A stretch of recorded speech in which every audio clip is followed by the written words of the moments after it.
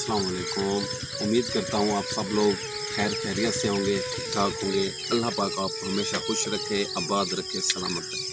तो आज मैं आपको बताना चाहूँगा उस्ताद की अज़मत के बारे में।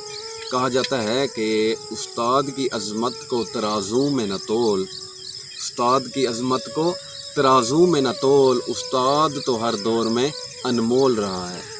आपको बताना चाहूँगा सब अपने दोस्तों को, बुज़ुर्गों को और ख़ासुल ख़ास नन्हे मुन्ने तलबा को कि हमेशा जो भी हो जाए ना, अपने असातिज़ा की हमेशा इज़्ज़त करनी है, कदर करनी है। क्योंकि यही जो होते हैं ना, ये आपको क्या करते हैं जी, ब्रेन वाश करते हैं, आपको शऊर सिखाते हैं, तलीम जैसे ही नेमत से आपको आरास्ता करते हैं।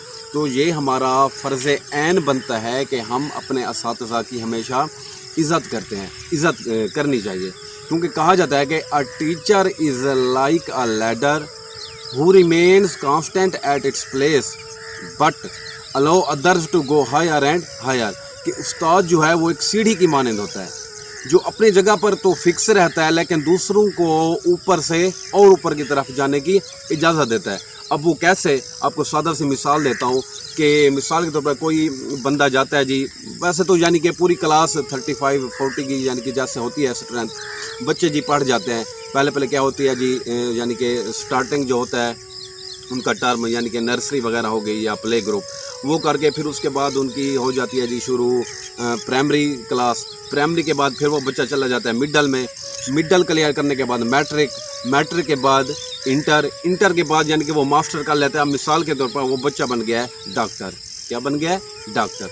तो जब वो डॉक्टर बन जाएगा, उसके एक तो खुशी की इंतहा नहीं होगी, बहुत ज़्यादा खुश होगा कि अल्हम्दुलिल्लाह मैं क्या हो गया हूँ जी, डॉक्टर बन गया हूँ।